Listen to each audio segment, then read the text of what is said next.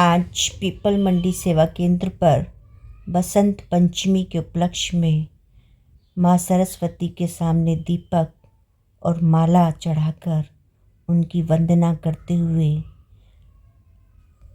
आज सभी भाई बहनों ने बहुत उमंग उत्साह से ये बसंत पंचमी का पर्व मनाया।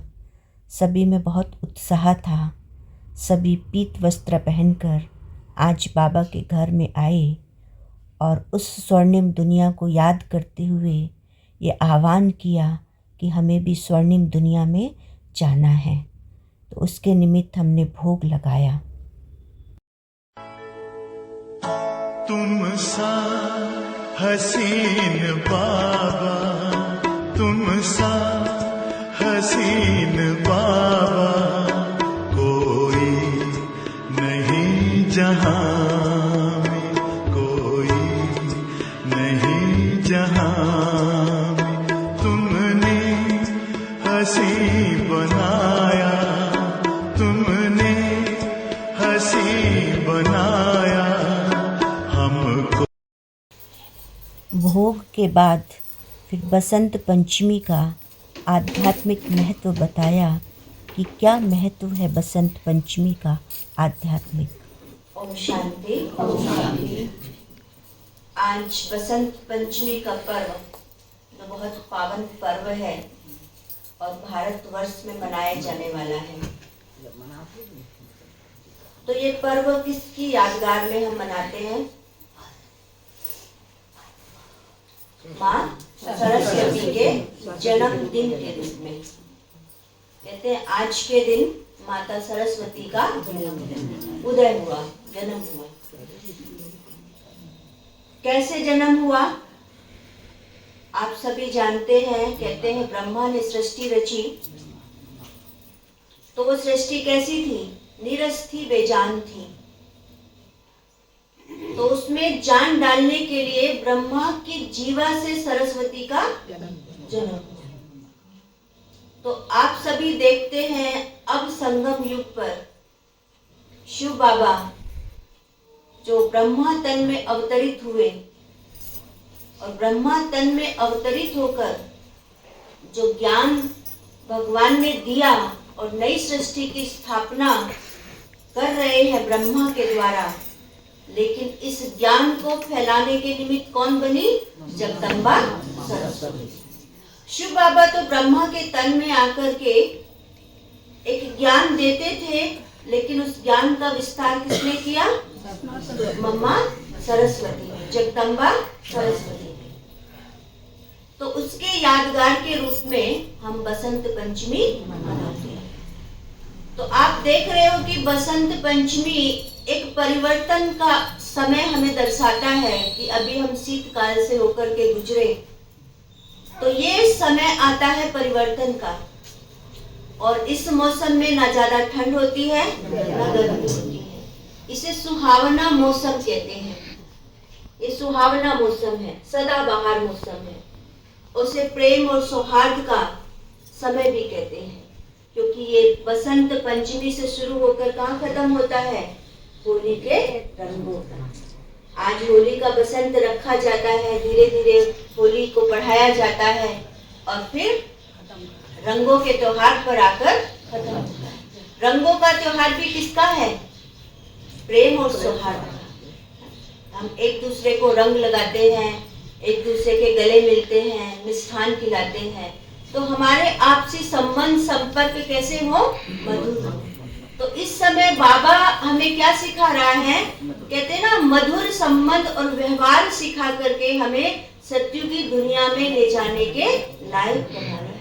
भगवान इस समय हमारे संस्कारों का मिलन कर रहा है। आप माता सरस्वती को देखते हैं जिसके हाथों में वीणा दिखाई है। वीणा किसका प्रतीक है? स्वर का। स्वर, संगीत।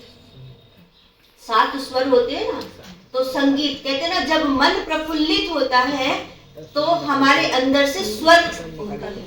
कहते हैं ना, इंसान खुश होता है तो अंदर ही अंदर गुनगुनाता है, अंदर अंदर गुनगुनाने लगता है। तो इस तरीके से हमारा जीवन, जब हमारे अंदर ज्ञान और कला आती है, जब विद्या आती है, तो हमारा जीवन सुखमय बन जाता है। कहते हैं ना, ज्ञान बराबर धन है। ज्ञान सबसे बड़ा धन है और इस ज्ञान को अर्जित करना इस समय हमारा परम कर्तव्य है, क्योंकि ज्ञान को अर्जित नहीं करेंगे तो हम पीले रंग का महत्व दिखाते हैं ना, तो हम सतयुगी दुनिया में जाने के लायक नहीं बनेंगे। पीला रंग किसका प्रतीक है? स्वर्ण। स्वर्ण कैसा होता है? पीला होता है। तो भगवान हमें स्वर्णिम दुनिया में ले जाने के लायक बना रहा है। और इस समय आप देख रहे हो, सरसों पर फूल आ जाते हैं, गेहूं पर बाली आ जाती है, जो इसका प्रतीक है, सुख समृद्धि का प्रतीक है, धन धान्य से भरपूर होने का प्रतीक है। और सुहावना मौसम, कहते ना सतयुग में तो प्रकृति भी हमारी कैसी होगी? दासी होगी। कहते ना मौसम कैसा होगा? वहाँ ऐसा नहीं लगेगा गर्मी में बड़ी गर्मी है, का मौसम भी सदाबहार मौसम होगा।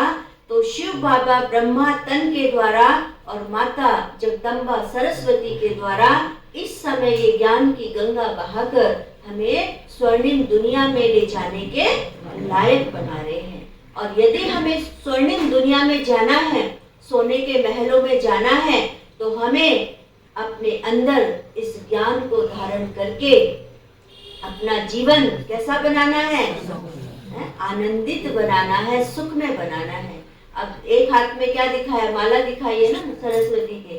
अब उनको माला की क्या जरूरत है? माला का मतलब है सिमरना, कि वो हमेशा भगवान के स्मरण में रही। जब हम भगवान का स्मरण करेंगे तो हम स्वयं कैसे बन जाएंगे? सिमरने योग्य बन जाएंगे। भगवान हमें कैसा बना रहा है कि तुम सिमरो, सिमरने के बाद तुम सिमरो जाओ, तुम्हारा स्मरण हो।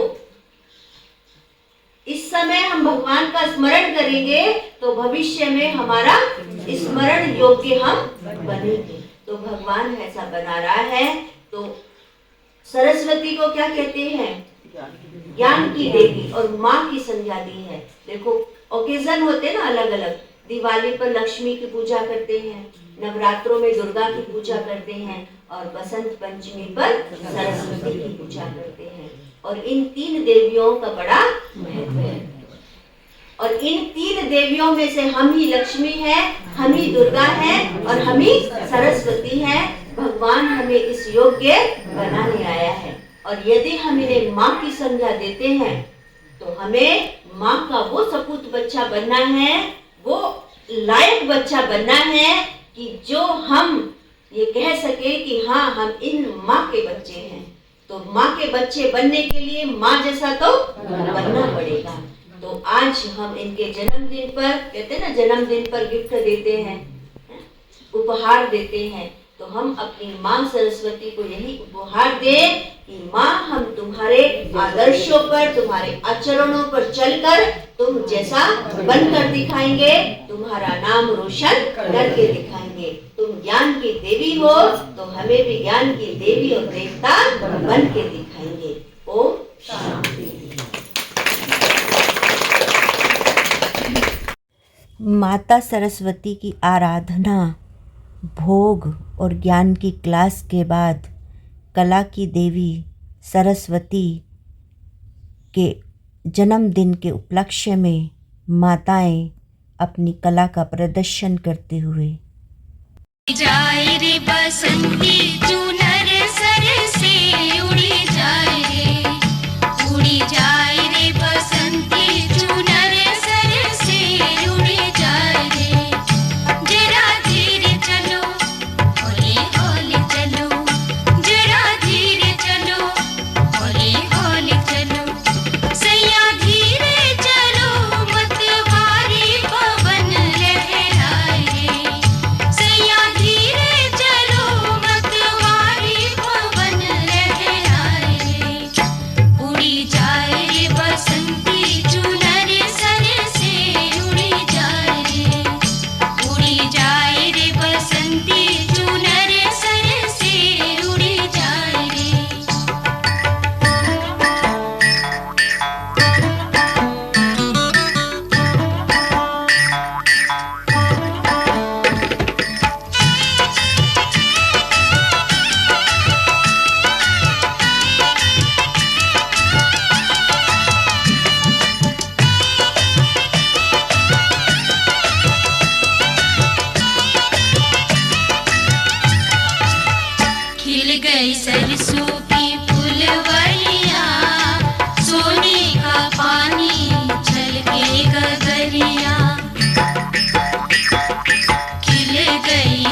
सूखी फुलवरिया सोने का पानी छलके कगरिया अमरैया में छिपके चिरैया अमरैया में छिपके चिरैया कुहू कुहू करे